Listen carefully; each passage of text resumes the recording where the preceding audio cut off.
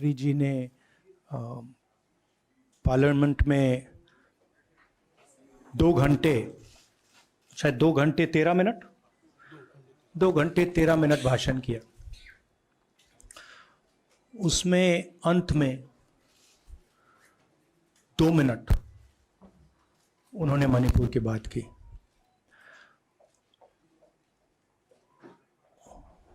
मणिपुर में महीनों से आग लगी हुई है, लोग मारे जा रहे हैं, बलात्कार हो रहा है, बच्चों को मारा जा रहा है। और अगर आपने देखा होगा कल, तो प्रधानमंत्री हंस हंस के बोल रहे थे, मुस्कुरा रहे थे, जोक्स क्रैक कर रहे थे, हंस रहे थे। ये उनको शोभा नहीं देता है। हिंदुस्तान का प्रधानमंत्री, अगर इस देश में हिंसा हो रही है, दर्द हो रहा है, हिंदुस्तान के प्रधानमंत्री को 2 घंटे मजाक नहीं उड़ाना चाहिए। विषय कांग्रेस नहीं था, विषय मैं नहीं था, विषय मणिपुर है। मणिपुर में क्या हो रहा है और उसको एकदम क्यों नहीं रोका जा रहा है, ये विषय है। मैं आपको अपना एक्सपीरियंस देता हूं, जो मैंने शायद अभी तक बोला नहीं, शायद पहले बोल देना था। मैं अब तकरीबन 19 साल से राजनीति में हूं और मैं हर स्टेट में गया हूं। बाढ़ आए, तूफान आए, सुनामी आई थी, हिंसा होती है, हम जाते हैं। 19 साल के एक्सपीरियंस में जो मैंने मणिपुर में देखा और सुना, वो मैंने कभी पहले नहीं सुना था। मैंने पार्लियामेंट में बोला कि प्रधानमंत्री जी ने, अमित शाह जी ने भारत माता की हत्या की है, मणिपुर में भारत को खत्म कर दिया है। मैंने ऐसे नहीं बोला था, ये खोखले शब्द नहीं है। मैं आपको समझाता हूं मैंने ये बात बोली क्यों। जब हम मणिपुर पहुंचे, हम लैंड किए, हमें मणिपुर में दौरा करना था। जब हम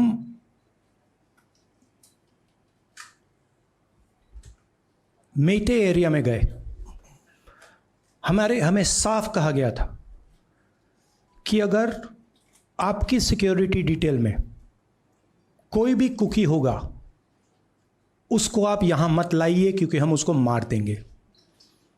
और जब हम कुकी के एरिया में गए, हमें कहा गया अगर कोई मेथी आपकी सिक्योरिटी डिटेल में होगा, उसको आप मत लाइए, उसको हम गोली मार देंगे।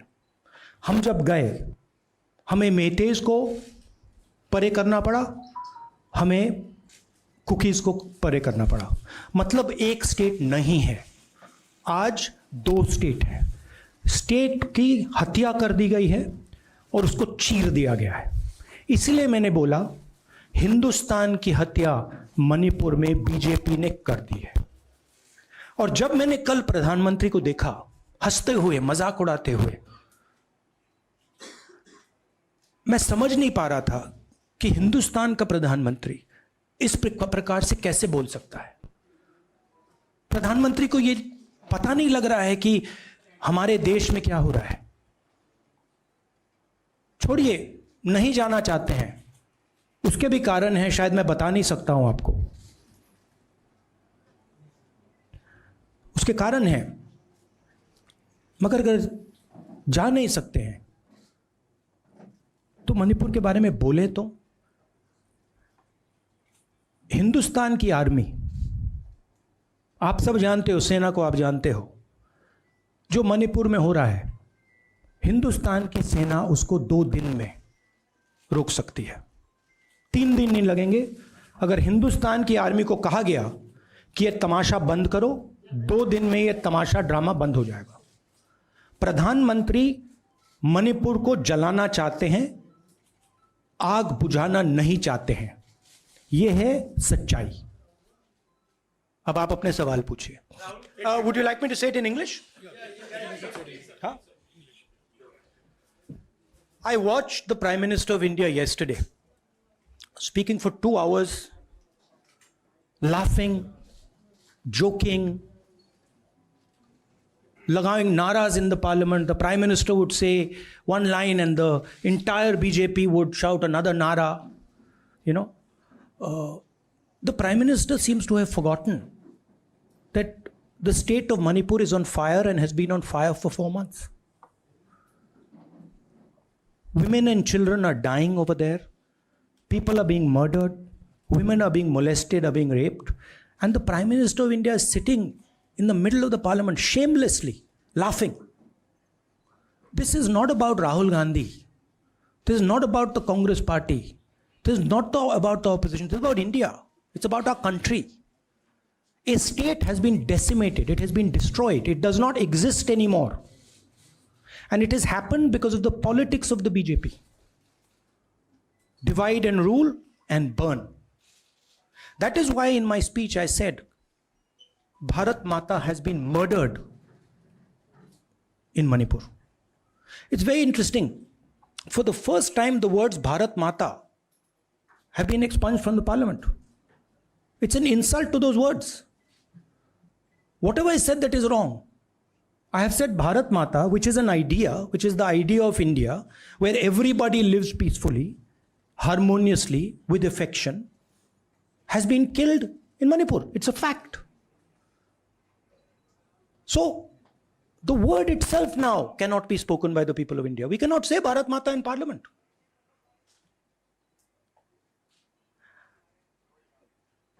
I want to tell you about my own personal experience of Manipur. I've spoken to you about, I spoke in parliament about the women I met, the pain I heard, but I want to tell you why I said India has been murdered in Manipur. And I said it because Manipur no longer exists as a state. A state requires control.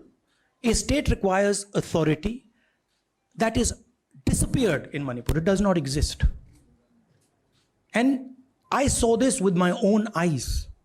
When we went to Manipur, when we went to the Meitei area, we were categorically told that please ensure, we want you to come, we love you, but please ensure that if there are any cookies in your security detail, they do not come into our area or we will shoot them.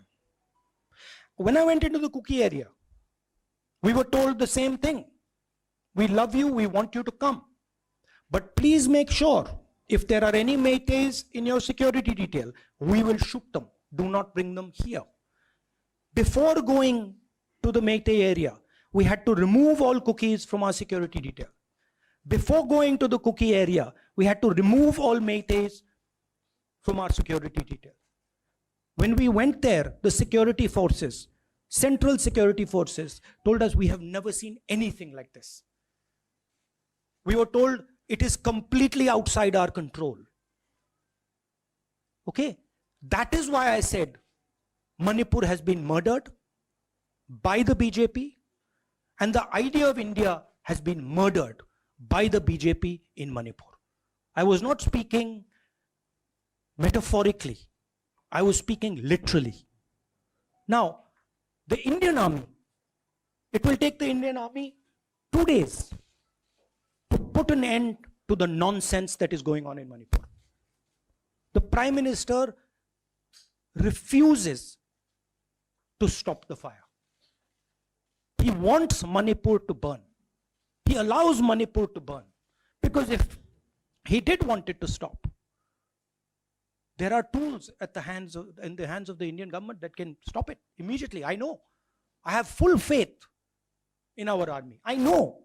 And every Indian citizen knows that if the Indian army is told, please put an end to this, it will stop immediately. There are reasons for the PM not being able to go to Manipur. I'm aware of those reasons. I don't want to say them publicly. But there are clear reasons as to why the Prime Minister is not going there. That is why we wanted the Prime Minister to speak in Parliament.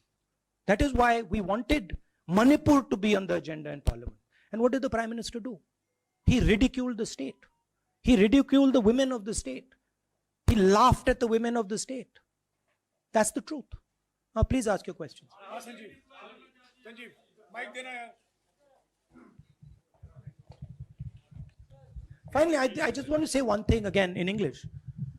See, the Prime Minister, when he becomes Prime Minister, he ceases to be a politician. He becomes the representative of the voice of this country. The politics should be put aside. And the Prime Minister should speak not as a petty politician, as the leader of a political party, but the Prime Minister should speak with the weight of the Indian people behind him. And it's tragic to watch Mr. Narendra Modi. It's sad because the Prime Minister does not understand what he actually is. He is our representative. He's my representative. He's all our representative. And watching the Prime Minister spend 2 hours talking about the Congress, talking about the opposition, making ridiculous remarks about the name, this really does not do justice to an Indian Prime Minister. I've seen Prime Ministers from the Congress party, I've seen Prime Ministers from the BJP, I've seen Mr. Vajpayee, I've seen Mr. Dev Gowda. None of them have ever done this. There's a complete misunderstanding in the mind of Narendra Modi ji about what the Prime Minister of India is. Rahul ji, you wanted the Prime Minister to speak in Parliament, and now that he's spoken, and you've said that he wants Manipur to continue to burn. So what is the Congress Party's next step to retrieve Manipur and save it? The only conclusion I can draw, because the Prime Minister has tools in his hand that can stamp out the fire in Manipur certainly within 3 or 4 days. But for some reason, he's refusing to use those tools. Right? The Prime Minister could at least go to Manipur, talk to the communities, and say, I'm your Prime Minister. Let's start talking. It will be taken seriously. So I don't see any intention. Rahul ji कल ये भी प्रधानमंत्री ने अपने भाषण में कहा कि 2018 में लेके आए थे, 2023 में विश्वास प्रस्ताव लेके आए और 2023 में भी लाएंगे. तो एक तरीके से उन्होंने साफ तौर पर ये कह दिया कि मैं तो हमारी सरकार अगली बार भी बन रही है. एक पॉलिटिकल बात भी उन्होंने कही. तो आप उनके पूरे भाषण को आप ये कह रहे हैं कि पॉलिटिकल भाषण ज़्यादा था, मणिपुर पे बात बहुत कम थी. तो इसको कैसे देखते हैं? नहीं, भाषण हिंदुस्तान के बारे में नहीं था, भाषण नरेंद्र मोदी जी के बारे में था. वो अपनी राय, अपनी राजनीति, अपने एम्बिशंस वो आपको दे रहे थे. सवाल ये नहीं है कि नरेंद्र मोदी जी 24 में प्रधानमंत्री बनेंगे या नहीं. सवाल ये है कि मणिपुर जल रहा है, महिलाओं का बलात्कार हो रहा है, लोग मारे जा रहे हैं. सवाल ये है, अगर ये प्रधानमंत्री कहना चाहते हैं तो ये पब्लिक मीटिंग में कहें.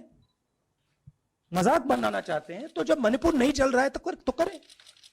बट प्रधानमंत्री को यह समझ आनी चाहिए, बात समझ आनी चाहिए कि पार्लियामेंट में जो चर्चा हो रही थी वो उनके बारे में नहीं थी, वो मणिपुर के बारे में थी. सर नमस्कार. कल प्रधानमंत्री ने बार बार कांग्रेस का नाम लिया और ये आरोप लगाया कि नॉर्थ ईस्ट और मणिपुर की सारी समस्याओं के लिए कांग्रेस जिम्मेदार. आप क्या जवाब देंगे? नहीं, अभी मैंने बोला ना, वही तो जवाब है. मुझे प्रधानमंत्री को जवाब देने की जरूरत नहीं है. मैं सिर्फ ये कह रहा हूं कि एक स्टेट की हत्या की गई है, भारत माता की हत्या कर दी गई है मणिपुर में. भारत माता की हत्या मणिपुर में कर दी गई और प्रधानमंत्री लोकसभा में मजाक उड़ा रहे हैं, हंस रहे हैं, नारे लगवा रहे हैं. मुझे क्या जवाब देने की जरूरत है?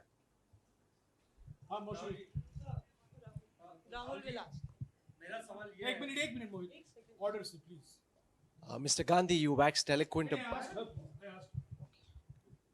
राहुल, आपने बोला कि प्रधानमंत्री ने बोला सदन में कि गृह मंत्री अमित शाह ने विस्तार से जवाब दे दिया।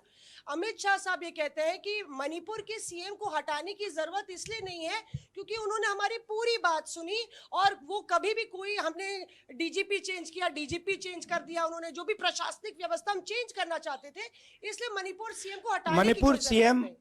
जब मैं मणिपुर गया, मणिपुर सीएम ने जो मणिपुर में हजारों वेपन्स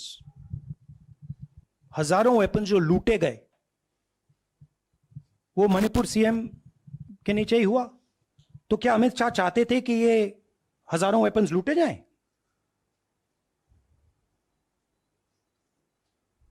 हाँ संजय। राहुल जी, जो हिंसा चल रही है, क्या अमित शाह चाहते हैं कि हिंसा चलती जाए? चीफ मिनिस्टर उसको रोक नहीं पा रहा है। अमित शाह जी कह रहे हैं कि भैया वो हमारी बात मान रहा है, तो क्या आप चाहते हैं कि मणिपुर चलता जाए? राहुल जी, एक संसद में एक नया ट्रेंड दिखाई दे रहा है कि कई सेशन से अपोजिशन के एमपीज या तो सस्पेंड हो रहे हैं या डिस्क्वालीफाई हो रहे हैं, या एक सेशन से ज़्यादा ये अपोजिशन के एमपीज का जो प्रिविलेज मोशन या प्रिविलेज रूल्स के तहत जो डिस्क्वालिफिकेशन हो रहा है या सस्पेंशन हो रहा है, इसका जो ट्रेंड बढ़ रहा है, इसको आप लोग कैसे एड्रेस करेंगे? आप देखिए, एमपीज को निकालें, वापस डालें, हमारा काम बदलता नहीं है। हमारा लक्ष्य जो मणिपुर में हो रहा है उसको रुकवाने का है। जो भी औजार हमारे हाथों में है, उस हिंसा को रुकवाने के लिए उनका हम प्रयोग कर रहे हैं और करेंगे।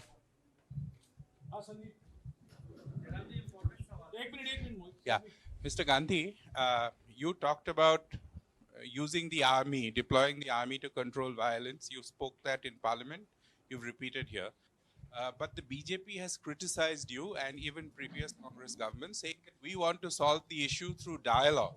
And they've criticized that in the 60s, in 64, the Mizo National Famine Front was bombed by the Indian Army, by the Indian Air Force. So they said that, you know, they do not believe I have never heard in my entire career, I have never been told anywhere I have been in India that if you take this person as a security officer with you, we will put a bullet in his head. I have never heard it. And I heard it twice in Manipur. That means there is no dialogue in Manipur. There is pure violence taking place in Manipur. The first step is to stop the violence, put an end to it. I point out the army, but what I mean is that the Prime Minister has multiple instruments in his hands. He's not using them. It's been burning for 4 months. He's doing nothing and he's laughing. I'm amazed people can't see this. That he's sitting in Parliament and laughing.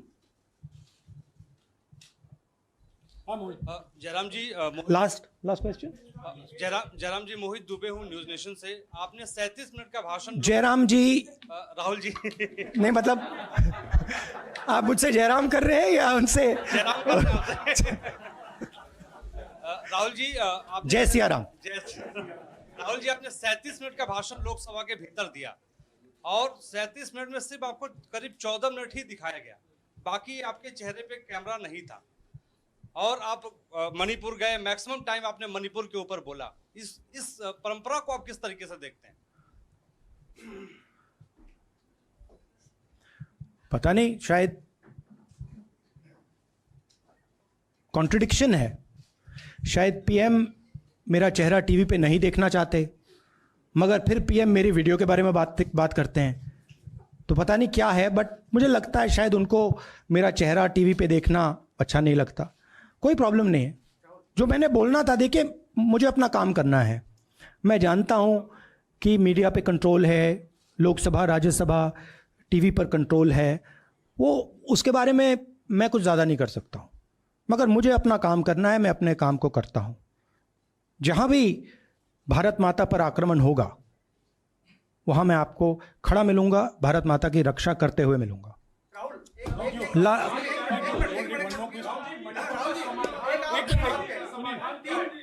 एक minute हाँ. Okay, last question, brother. So the Supreme Court has already said what it has in terms of a constitutional breakdown, as well as now, you are asking for the army. Do you believe that Article 356 is the only way out? Or I'm not asking for anything. Please don't misunderstand. It is not my place to decide which tool the Prime Minister can use, which instrument he should use.